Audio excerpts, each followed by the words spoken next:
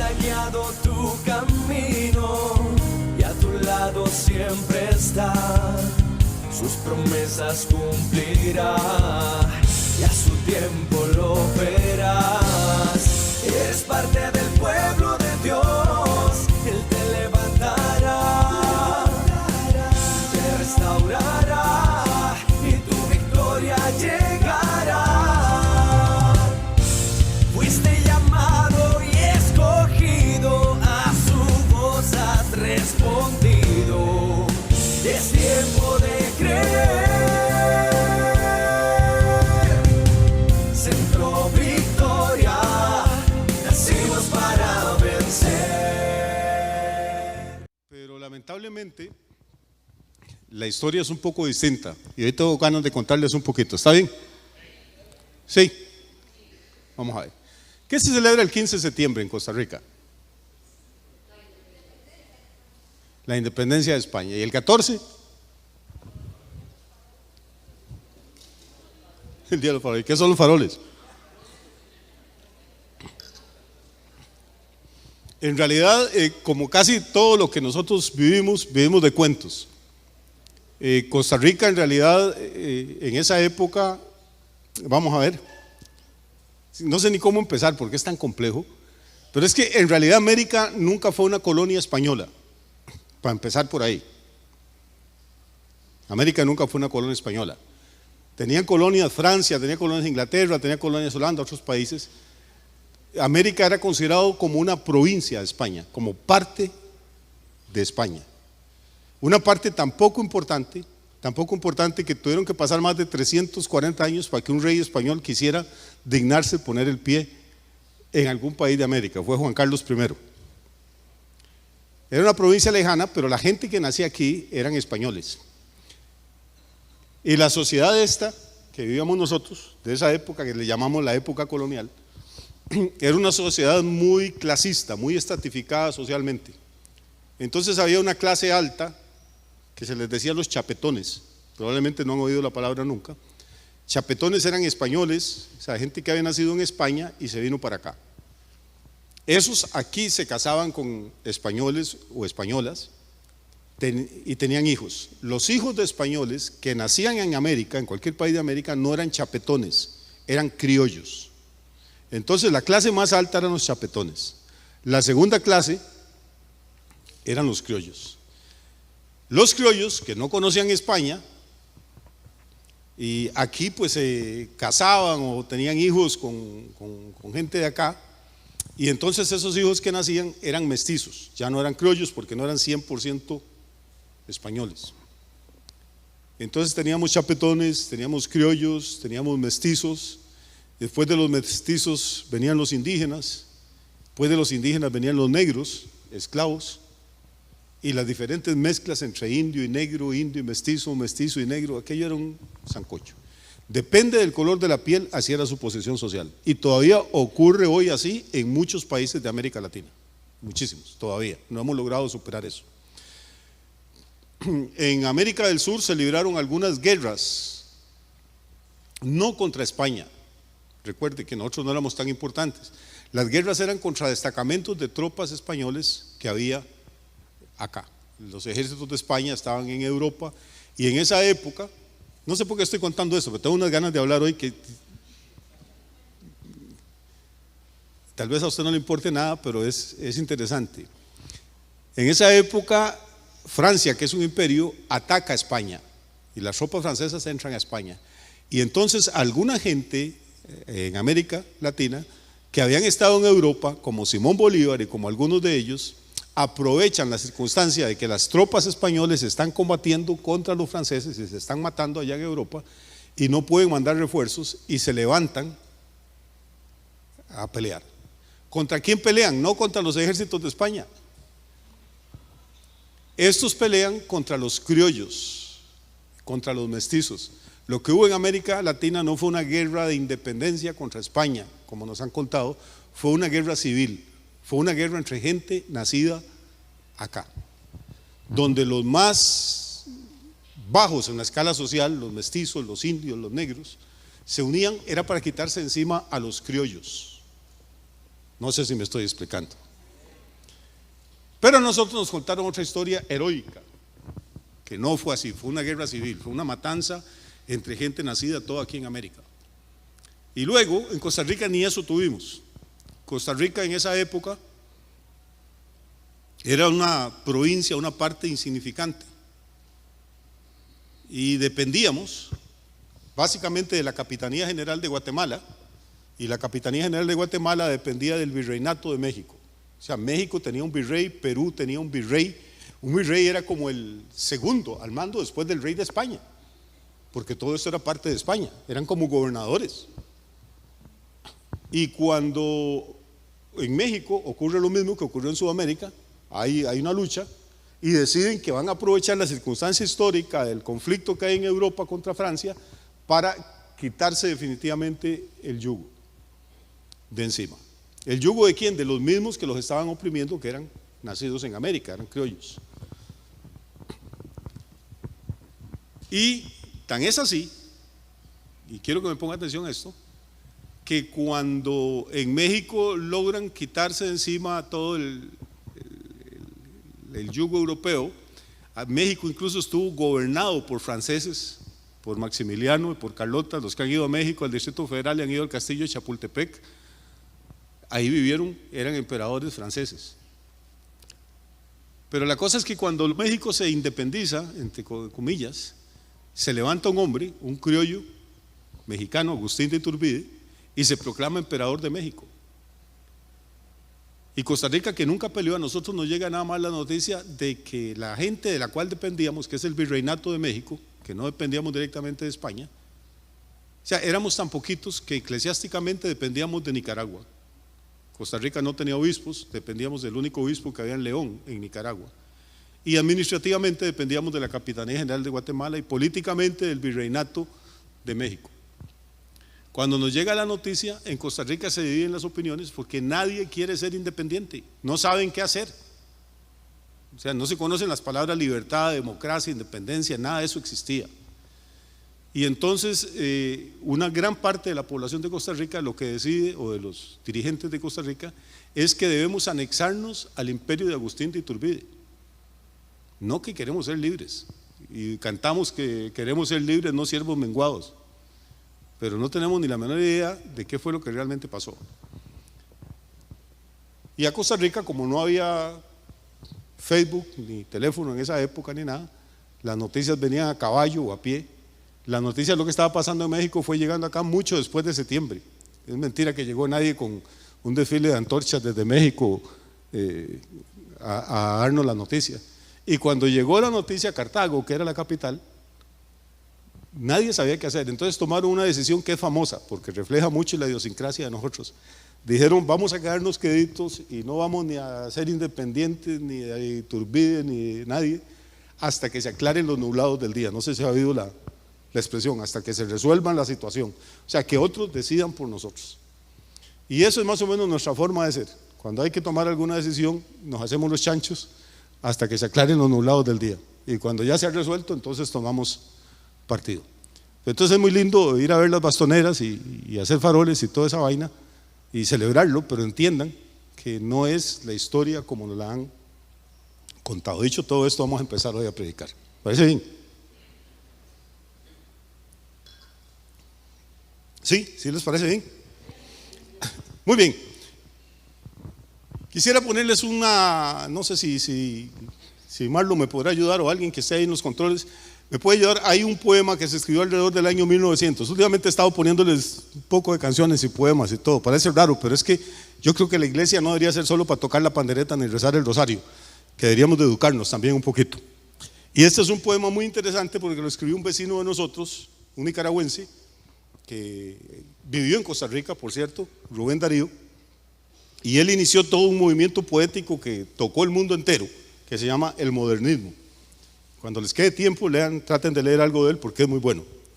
Fue embajador de Nicaragua en Francia, era alcohólico, lo vieron rodar más de una vez en las cantinas aquí en Heredia, pero a pesar de sus problemas personales y de todo, el tipo era un genio.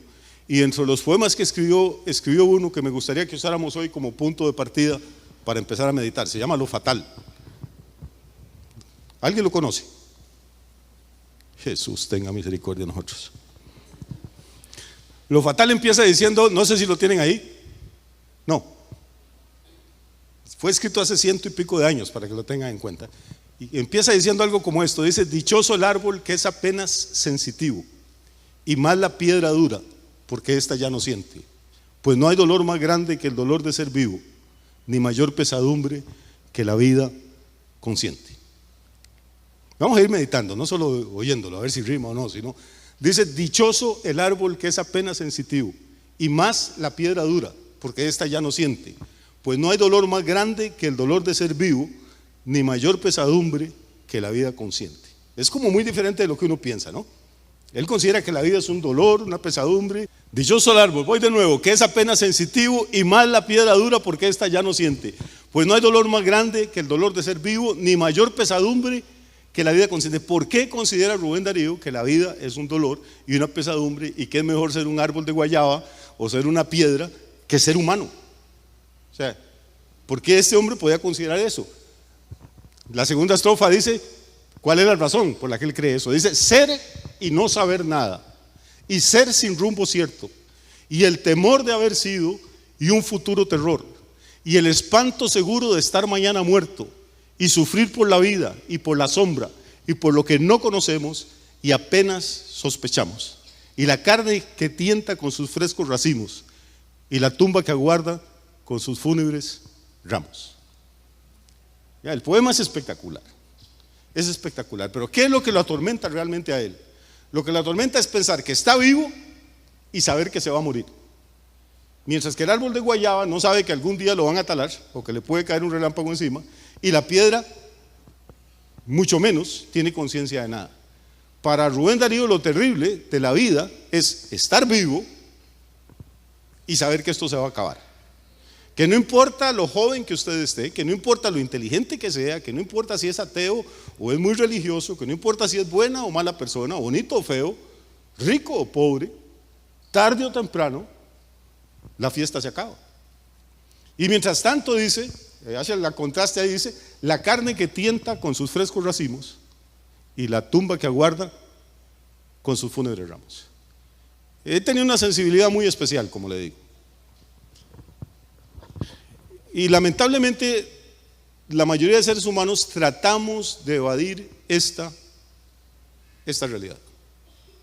O sea, no nos gusta, no queremos pensar en la posibilidad de que vamos a morir. Y lo único que hay seguro en esa vida es eso. No es seguro si usted va a ser millonario, no es seguro si se va a casar, no es seguro si va a tener un hijo o 20, no es seguro si va a ser astronauta, nada es seguro. Además, no es seguro ni que podamos terminar este culto, no es seguro nada. Lo único que hay seguro es que un día, tarde o temprano, no importa los avances médicos, no importa lo que usted haga y el ejercicio que haga y lo mucho que se cuide y las dietas, tarde o temprano vamos a morir. Y en ese lapso, la carne nos tienta con sus frescos racimos. Y no creo que esté hablando de sexo, creo que está hablando de todas esas cosas lindas que ofrece la vida. La amistad, el amor, el placer, la riqueza, el estudio, los viajes, todo eso es maravilloso.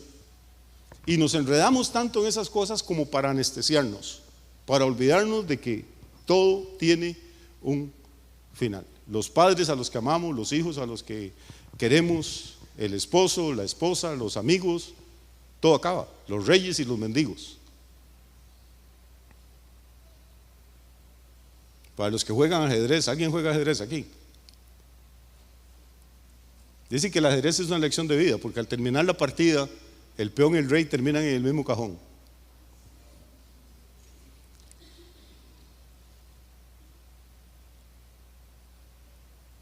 Y la Biblia, que es lo que nos interesa, no vamos a predicar de Darío. La Biblia tiene mucho que decir acerca de eso. Dice que Dios puso eternidad en el corazón de nosotros. ¿Recuerdan lo que decía el salmista hace 3000 años? Dijo que la vida del ser humano, dice, es de 70 años. Y en los más vigorosos, ¿alguien recuerda? 80. Dice, pero llenos de pesadumbres y achaques y molestias. Quiere decir que hace 3000 años el promedio de vida era de 70 años. Estamos hablando del promedio, la expectativa de vida de los seres humanos hace 3000 años era 70 años. Y David reconoce que hay algunas personas en su época que sobrepasaban el límite. Recuerde que estoy hablando de un promedio, no es que usted diga, ay, tengo 69 y el pastor dijo que a los 70 me muero. No, ojalá viva 90 o 95, mientras no moleste mucho. Estamos hablando de un promedio, de una expectativa, de una estadística, que el rey David hace 3000 años escribió que en su época era de 70 años, pero que había personas que la superaban y que llegaban a los 80, pero que al llegar a los 80 ya físicamente estaban bastante deteriorados y tenían muchos dolores, achaques y problemas. Esto ya debería hacernos reflexionar a nosotros un poquito. ¿En qué sentido? En que 3000 años después, con todos los avances en la microbiología, en la química, en la farmacéutica, en la medicina, en la cirugía, con todos los increíbles hospitales, clínicas profesionales que tenemos en ciencias médicas extraordinarios, millones de ellos en todo el mundo, ¿sabe cuánto es la expectativa de vida en Costa Rica? 77 o algo así para los varones. Y desgraciadamente de las mujeres, que yo tengo una rabia contra esto, como 79, 79 y medio. En teoría y en promedio las mujeres viven más que nosotros. Yo quisiera aplicar una ley de la igualdad real ahí, que les quiten uno a ustedes y nos den uno a nosotros, pero no hay forma.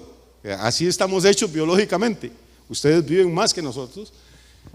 Y repito, esto debería hacernos reflexionar. O sea, 3000 años después, con todos los increíbles avances en la higiene, en los sistemas de alcantarillado, en la purificación del agua, en la lucha para que el oxígeno del aire no esté tan contaminado, en los ejercicios, las dietas, nutricionistas, no hemos logrado mover ni siquiera un punto arriba en 3000 años lo que la Biblia dice que está determinado para el ser humano que vive. Y todos somos conscientes de esto. Y hay cosas que me molestan más todavía que las mujeres vivan 2 años. Un día estuve leyendo de una tortuga que tiene 190 años de edad. No le va a dar cólera a uno, una tortuga desgraciada que no tiene nada que hacer en la vida, que son unas madres irresponsabilísimas, ponen los huevos y se van y no saben lo que le pasó al tortuguito nunca, que no trabaja, no estudia, no tiene ninguna meta, no tiene ningún proyecto. 190 años, va a vivir más del doble que cualquiera de nosotros. Va usted a California, al Parque de los Secoyas, y hay árboles que tienen 600, 700 años. Un árbol que es apenas sensitivo, dijo Darío. Probablemente una piedra donde usted tropieza y deja la uña del dedo gordo ahí perdida, quizás esa piedra tiene 3000, 4000, 10000 años de existir, y a usted tiene 80 o 90 como máximo. Y todos sus sueños y proyectos y las ganas de ver a sus tataranietos, todo se queda atrás. Y como no queremos pensar en eso, no queremos sacar el rato que sacó Darío, no para escribir un poema, sino por lo menos para reflexionar en el tema, entonces nos anestesiamos con una serie de actividades: fiestas, licor, amigos, cumpleaños, bodas, baby shower, despedidas de soltera y de soltero, aniversarios de bodas, borracheras, paseos, viajes, lectura, trabajo, lo que sea. Nos sumergimos en la vida de tal forma y no nos damos cuenta que es para olvidar esta tremenda realidad. Y como estamos tan ocupados tratando de olvidarla, no hacemos preparativos. Y la Biblia dice: porque te he de hacer esto, prepárate para venir al encuentro de tu Dios. Estoy muy fúnebre, es que amanecí leyendo a Darío y Darío me pone depresivo. Pero ¿qué preparativos hemos hecho nosotros? La mayoría de la gente, y voy por lo más sencillo, la mayoría de la gente se muere sin hacer un testamento. La mayoría de la gente se muere sin decidir ni siquiera cómo quiere que organicen su funeral. Estaba yo en Venezuela la semana pasada y me llegó la noticia de la muerte de este señor de la selección de fútbol. No sé si, yo creo que todos nos enteramos. Era un entrenador, un tipo como de, no sé, 56 años, habiendo hecho ejercicio toda su vida, desde la adolescencia, rodeado de médicos, de fisioterapeutas, de nutricionistas. Yo por eso no corro, ni camino, ni hago nada, hermano. A mí el ejercicio me da mucho miedo. Es difícil que alguien lo atropelle un carro leyendo en la casa.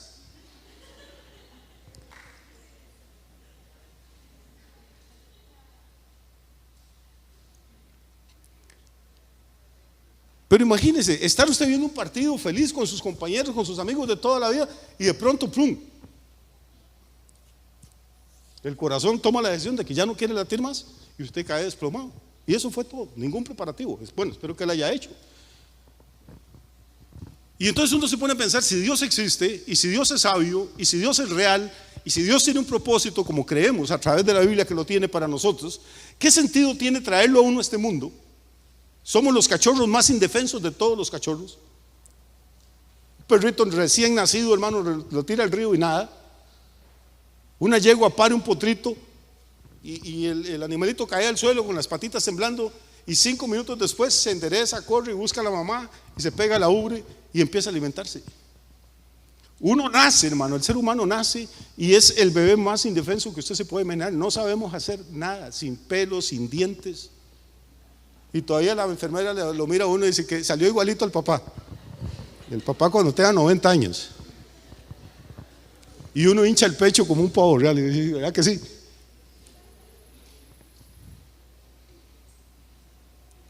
Todo el proceso de la niñez, hermano, hay que aprender a comer solito, hay que aprender a gatear, a caminar, a hablar.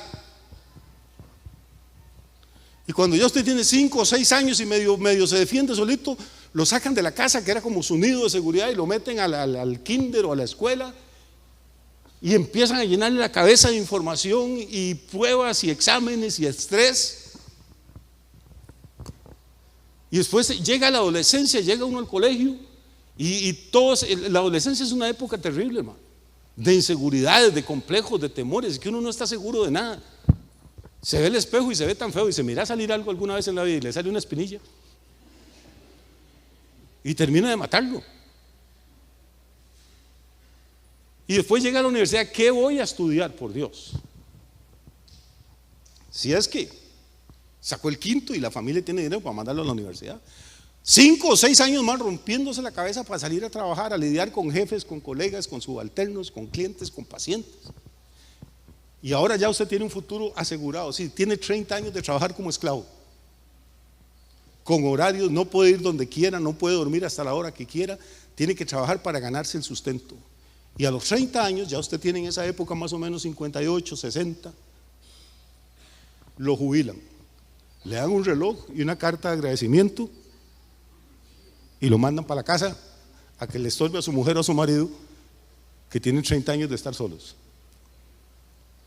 ¿Y después qué? Ya a esa edad usted tiene un bagaje, ya tiene madurez, ya ha pasado, se ha llevado golpes, tiene cicatrices en la vida, ya entiende más o menos cuáles son las reglas del juego, ya no se afana tanto por cosas que no tenían importancia y que lo desvelaban a uno en los años anteriores. Pues cuando ya usted sabe cómo se juega el juego, cuando ya sabe de qué va la obra de teatro, cuando ya sabe qué es lo que dice el guión, le bajan el telón y le dicen, bueno, mijo, se acabó el tiempo.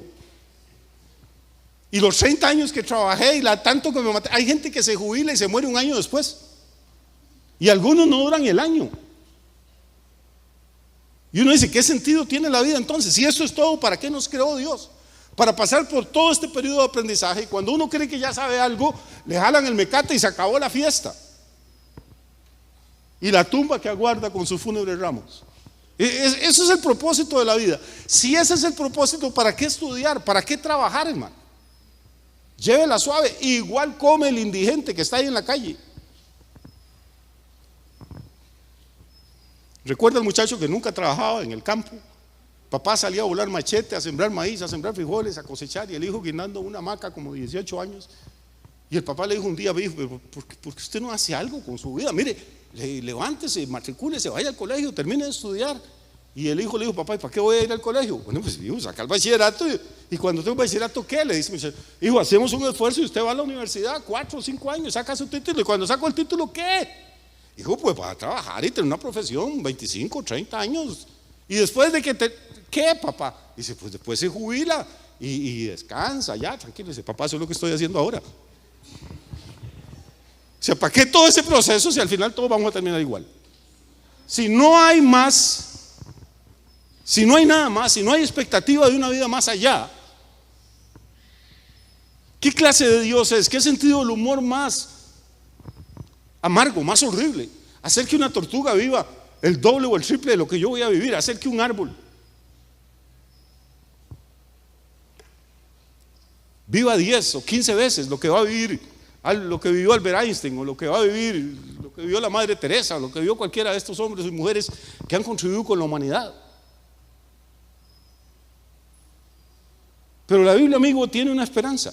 La Biblia tiene un mensaje de que el ser humano es más que carne y que huesos y que elementos químicos, somos más que carbono, que calcio, que potasio, que oxígeno y que nitrógeno.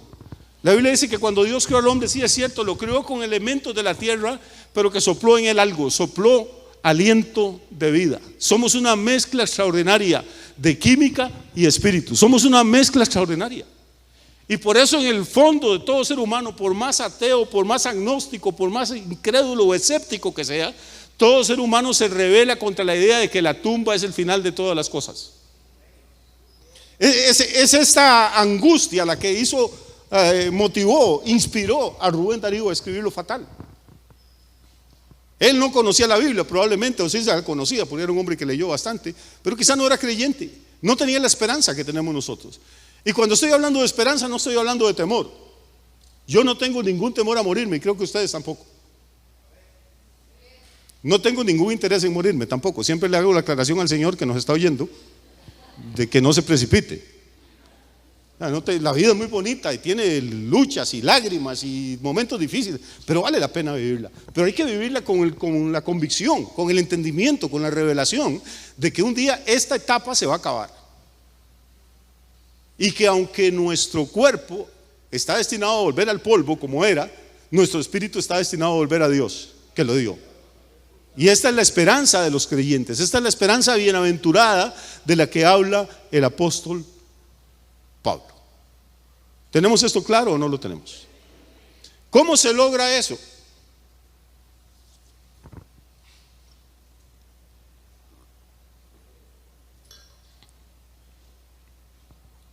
Walt Disney, que era un hombre muy rico y que es el creador de muchas de las caricaturas que conocemos, cuando murió, como tenía mucha plata, estaban en esa época experimentando un procedimiento para congelar los cuerpos. Entonces, que si una persona tenía un cáncer terminal o algo y no había en este momento, la ciencia médica no tenía los recursos para poder curar esa enfermedad, entonces podían congelar el cuerpo de la persona y mantenerlo en unas cámaras, en una especie de estado de hibernación 10, 20, 50 o 100 años, con la esperanza de que la ciencia evolucione y logre descubrir la cura. Entonces descongelan al tipo, le hacen el tratamiento a ver si vive otra vez. Ahí lo tienen congelado, no sé cuántos millones pagan por año por tenerlo en la refri. ¿Por qué? Porque el ser humano de una u otra manera se rebela, lucha contra la idea de que todo se va a acabar, de que tiene que haber, si Dios existe, y si es inteligente, y si es sabio, y si es amoroso, no puede habernos hecho esta broma macabra, horrible, de mandar a la gente aquí 80 o 90 años y después decirle usted es polvo y polvo se queda. No. La Biblia tiene un mensaje de esperanza. Y ese mensaje de esperanza tiene un nombre, se llama Jesucristo de Nazaret. Jesucristo es la prueba viva de que la tumba no tiene la última palabra. Jesucristo es este hombre que fue ejecutado públicamente, que estuvo 6 horas agonizando de una muerte espantosa en la cruz del Calvario, que lo bajaron de la cruz, lo metieron en una tumba, sellaron esa tumba con el sello del Imperio Romano, pusieron legionarios romanos a vigilar que nadie se robara el cadáver, y 3 días después, 72 horas después, ese hombre que tenía dentro de él toda la virtud y toda la bondad y todo el poder de Dios, ese hombre se levantó de los muertos. Y él se identifica, dice, yo soy el que vivo y estuve muerto. Y si Cristo resucitó, dice Pablo, entonces Cristo se convierte en las primicias, en el primero. Y luego los que creemos en él, resucitaremos también. Y si Cristo no resucitó, escribe el mismo Pablo, entonces dice que usted y yo somos las personas más dignas de lástima de todos los seres humanos. Si Cristo no resucitó, todo lo que hacemos es una payasada. Si Cristo no resucitó, mejor se hubiera quedado usted viendo televisión este domingo en la casa. Si Cristo no resucitó, todos los miles y cientos de miles de templos católicos, evangélicos que hay en este planeta, hoy están haciendo nada más una farsa. Si Cristo no resucitó, es un profeta cualquiera como Mahoma o como Buda, como cualquier otro líder religioso. Era polvo y volvió al polvo y está muerto. Pero cuando lo llegan a buscar algunos y algunas de sus discípulos a la tumba donde lo habían puesto para lavar el cadáver, No encuentran el cadáver, lo que encuentran es un ángel que le dice: ¿por qué buscáis entre los muertos al que vive? Nosotros venimos aquí a cantar, a adorar, a servirle a uno que murió, pero que vive. ¿Por qué? Porque Él es la garantía de que si nosotros creemos en Él, no es que nos vamos a librar de la muerte, vamos a morir, pero después de la muerte hay vida y hay esperanza para cada uno de nosotros. Y lo que resucitó no fue un fantasma, lo que resucitó no fue Gasparín, el fantasmita amistoso, que la gente dice: no, resucitó un cuerpo de carne y hueso, no de sangre, porque la sangre la derramó toda en la cruz del Calvario. Y cuando Tomás dijo: no, yo no creo, y cuando se le apareció, dice: es un espíritu. Y Jesús le dice: venga, meta el dedo en el hueco que me hicieron los clavos, meta la mano en la herida que me hizo la lanza. Y les dice: porque un fantasma o un espíritu no tiene cuerpo ni huesos como yo tengo. Entonces no es que vamos a vivir en la eternidad flotando en una nube con una sábana blanca. Hermano, ¿cómo está? Cuando Él venga, dice la Escritura, seremos semejantes a como Él es. Vamos a tener un cuerpo, pero un cuerpo glorificado. Un cuerpo libre de la enfermedad, de las arrugas, de las canas, de la vejez. Un cuerpo diseñado como había sido diseñado el cuerpo de Adán para vivir para siempre, hermano. Esta es la buena noticia del Evangelio. No es una fantasía, no es un cuento de las 1001 noches. La prueba de que no es una fantasía es la existencia de Jesús. Y este Jesús que resucitó subió al cielo, y del cielo va a volver a la tierra con poder y gloria. Y lo que dice Pablo es que cuando Él venga, los muertos en Cristo resucitarán primero. Dígame si este no es el mensaje más poderoso que puede oír el ser humano. Si Rubén Darío hubiera conocido esto y lo hubiera creído y lo hubiera experimentado, quizás no habría escrito lo fatal.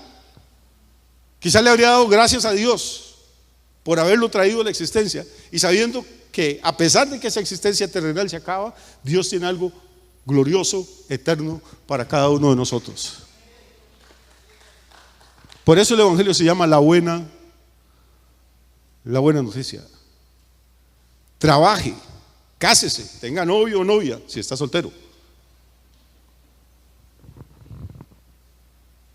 Estudie, prepárese. No podemos caer en ese fanatismo que por si me voy a morir y por si Cristo viene, ¿para qué estudiar? Pero eso no, trate de vivir lo mejor que pueda. Sea un excelente esposo, sea una buena esposa, sea un buen padre, sea un hijo extraordinario, sea un buen amigo. Deje una huella positiva en las personas que lo rodean a usted, pero entienda, no se anestesie, no se haga el tonto. Tiene que prepararse para encontrarse con Dios. Y la única forma de prepararnos, amigos, no es siguiendo una religión ni una filosofía. La única forma de prepararnos es a través de Cristo Jesús, el Cordero de Dios, que quita el pecado del mundo. Se dará cuenta que no estoy predicando hoy, pero quiero compartir esto con ustedes, porque algunas personas no entienden, hermano. No entienden, y todavía sigue la lucha de cuál es la religión buena. Es que yo soy católico, y yo era católico, pero ahora soy evangélico. Y cuando era católico fumaba y tomaba, pero ahora que soy evangélico ya no. Déjenme explicarle algo. Esto no es de religiones. Hay gente buena en todas las religiones, en todas. Hay gente amable, sincera, honrada, y hay gente que es una pega en todas las iglesias. ¿Lo aceptemos o no lo aceptemos? No es que allá están los malos y aquí estamos los buenos, hermano. Estamos aquí todos por la misericordia de Dios y por la gracia de Dios. Cuando usted se muera, y porque se va a morir, y llegue al cielo, no va a estar San Pedro con un llavero ahí en la puerta esperándole diciendo: a ver, ¿católico o evangélico? Eso en el cielo ni se conoce. Todo el antiguo pacto, todo el antiguo testamento, cuando la gente pecaba, solo había un remedio. Solo había un remedio. Había que llevar un cordero, una ofrenda, hasta el templo y pedirle a los sacerdotes que sacrificaran al pobre cordero que no había hecho nada. El pecador era usted. ¿Por qué matar al cordero?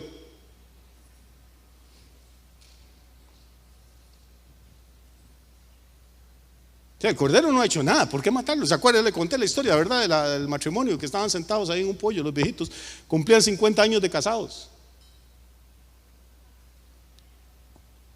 Y el viejito se puso romántico y le dice: mi amor, hoy hay que celebrarlo esta noche, cumplimos 50 años de casados. le dice, ¿por qué no matamos un pollo bien gordo? Y la viejita lo volvió a ver con esa mirada que lo ven las mujeres a uno. Y le dice, ¿por qué matar al pollo que no ha hecho nada? Le dice, matemos a tu primo, que fue el que nos presentó.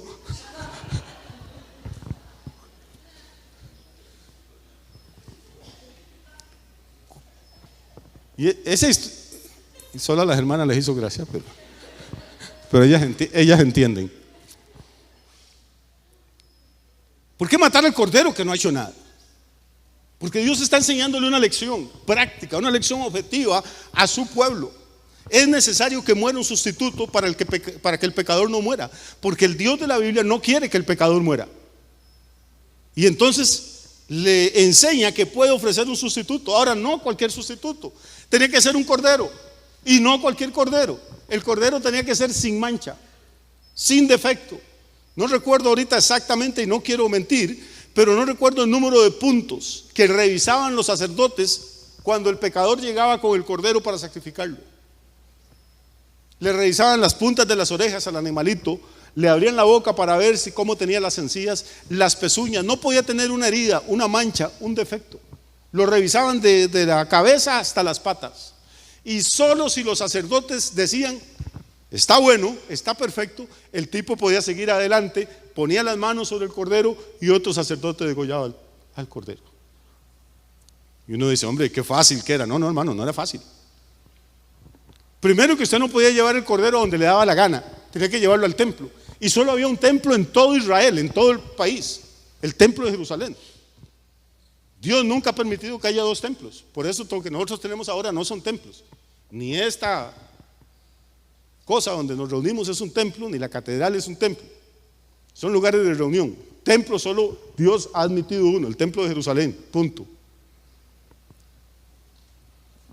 Ahora piense que en Costa Rica solo hubiera un templo y que Dios lo aceptara y que estuviera en la capital, en San José, y usted vive en Pérez Celedón y peca.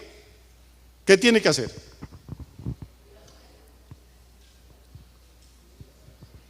Esto suponiendo que la gente de Pérez Celedón peque, que lo dudo mucho. ¿Qué tendría que hacer usted? Tiene que buscar un cordero en su rebaño. No cualquiera, no el más flaco, ni anémico, ni mordisqueado hoy por el lobo. Tiene que ser el mejor cordero y tiene que llevarlo hasta San José. No hay buses ni hay automóviles.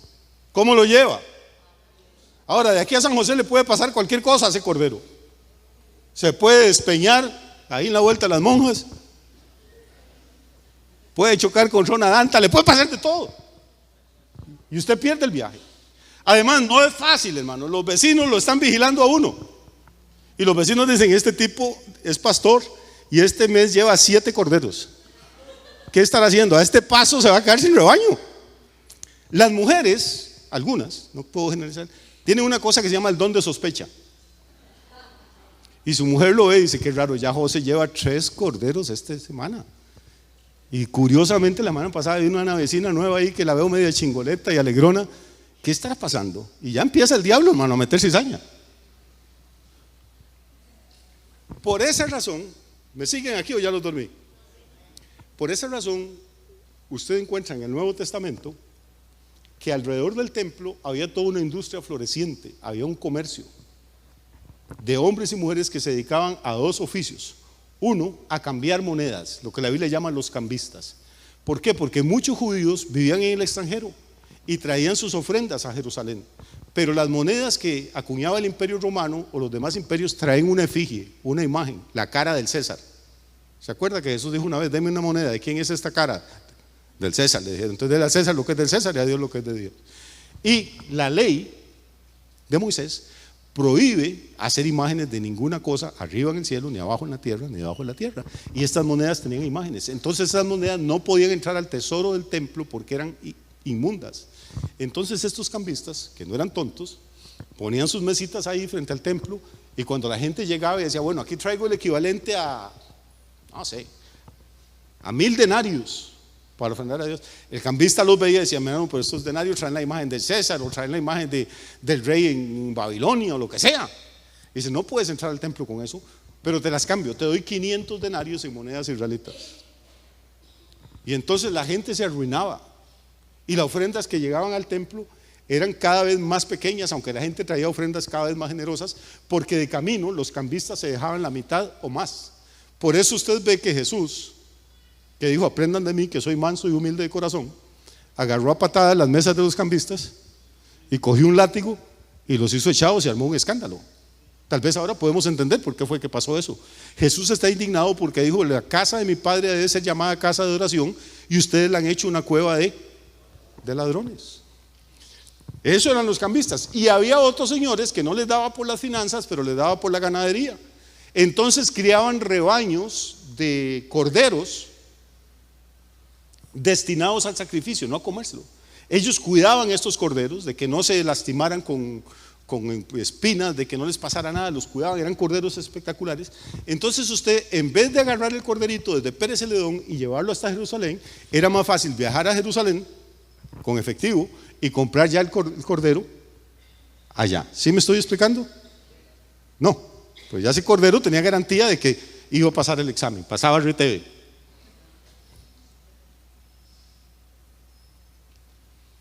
Es para que entendamos más o menos cómo funcionaba el asunto en esa época. Por eso leemos el Nuevo Testamento o el Antiguo y no nos... Ahora, claro, cuando usted llegaba, si un cordero valía 20 denarios, normalmente cuando usted llegaba a Jerusalén a comprar uno de esos, el cordero que le vendían no se lo vendían en 20, se lo vendían en 150 denarios. ¿Y usted qué podía hacer si ya había hecho el viaje hasta ese lugar? Entonces le robaban a la gente también, y estaban usando todo el sistema religioso de Israel para lucrar ellos. Cosa que todavía se ve hoy en día en algunas partes. Y en vez de ser una ayuda y unos facilitadores para que la gente adorara a Dios y buscara reconciliarse con Dios y prepararse para encontrarse con Dios, lo que eran era un estorbo. Y por eso Jesús se indignó tanto. Y él, que era manso, perdió los estribos esa vez y los hizo sacados a puntapiés y a latigazos de la plaza del templo. Toda esta historia ustedes conocen en qué va a terminar.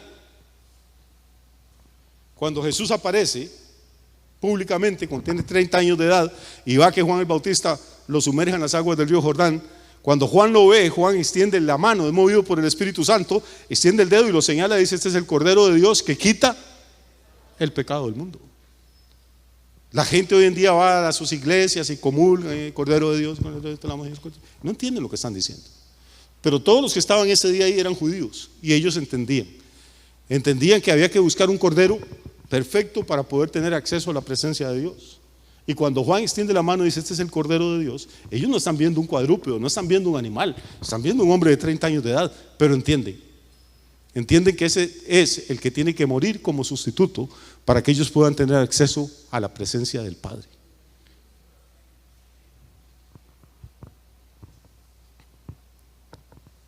Retomo la idea de hace 10 minutos. Cuando usted muera o cuando yo muera y lleguemos al cielo, no nos va a preguntar, primero que San Pedro no está a la puerta, pero no nos va a preguntar nadie: usted era católico, usted era evangélico, usted iba todos los domingos a misa o al culto, usted rezaba el rosario o tocaba la pandereta, usted daba diezmos o echaba ofrendas. No es eso. Cuando lleguemos al cielo, no lo va a examinar a usted, hermano, va a examinar su cordero. Cuando yo llegaba al templo de Jerusalén con mi ovejita ahí debajo del brazo y la ponía al suelo para que el sacerdote la revisara, el sacerdote nunca me revisaba a mí. No me decía: Yamil, quítese los zapatos para revisarle las pezuñas. No me decía: abra la boca para ver cómo tiene las encías. No me decía: venga para ver si le falta una punta a las orejas, el lóbulo. No. Desde que me veían llegar al templo con el cordero, ya se sabía que yo era un pecador. Nadie iba a regalar corderos por puro gusto. El que llevaba un cordero es porque había pecado. Entonces el sacerdote no tenía que revisarme nada, ya sabía que yo no era buena ficha. A quien revisaba era ¿quién? Al cordero. Cuando usted muere, hermano, si lo revisan a usted, lo echan para atrás. Lo que van a revisar es la ofrenda que usted lleva. Y si la ofrenda que lleva es decir: yo era católico, o yo era evangélico, o yo compraba comida para las viudas, o yo le daba moneditas a los venezolanos en la calle, va para atrás. Pero si usted dice: yo no soy digno de entrar, y no me presento con mi religión ni con mis buenas obras, me presento con el Cordero de Dios que quita el pecado del mundo, le va a ser concedida ancha y generosa entrada en el reino de los cielos. Y no hay otra forma, no hay otra forma de lograrlo.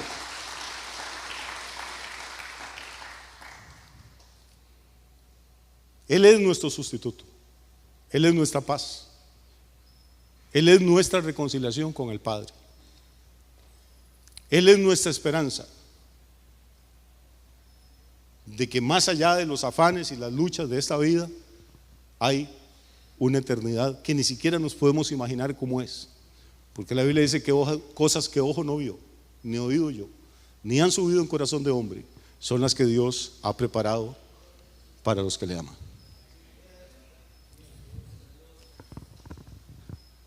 Si usted vive sin Cristo, la muerte es la gran separadora. Nos separa de todo, del trabajo, del placer, del dolor, de la familia, de los amigos. Pero si usted está en Cristo, la muerte nos va a reunir por toda la eternidad con los seres que amamos. Si yo sigo insistiendo, no hay un mensaje como el Evangelio. Solo en el Evangelio encuentra uno la revelación, la certeza absoluta de que la tumba no es la última palabra, de que este Dios sabio, poderoso y amoroso diseñó un plan para nosotros que no dura 80 ni 90 años, diseñó un plan que va a abarcar toda la eternidad.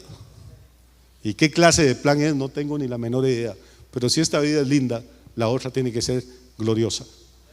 Pablo es una de las pocas personas que estando vivo fue llevado al cielo, fue llevado al tercer cielo. Y me molesta tanto porque dice que allá vio cosas y oyó cosas que no les daba al hombre compartir. Entonces, ¿para qué cuenta? Eso es como que yo le diga, mire, yo sé algo de la hermana María, algo increíble, hermano, pero no le puedo contar qué es. Entonces, ¿para qué me dijo nada? Si va a contar el chisme, cuéntelo completo. Si va a contar el milagro, diga quién fue el santo. Pablo dice, fui allá y vieran lo que vi, y vieran lo que vi, pero no les puedo contar. Pero no, aunque no cuenta, uno puede sacar conclusiones, porque varias veces en sus cartas él dice, yo quisiera estar ausente del cuerpo y presente en el Señor. Dice, tengo más ganas de irme que de quedarme, pero me quedo aquí por ayudarlos a ustedes y enseñarles y predicar y todo, pero en realidad estoy deseando llegar arriba. ¿Qué habrá visto el hombre allá arriba? Pablo, que era muy inteligente y era un genio, ¿qué habrá visto?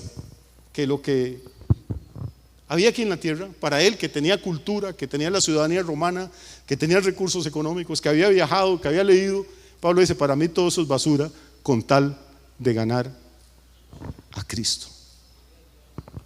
No nos enredemos tanto en la basura, hermano. Estudie, trabaje, haga plata, críe una familia sana, sea una persona educada, gentil, simpática, amable, sírvale a todo el que pueda servirle sin que abusen de usted.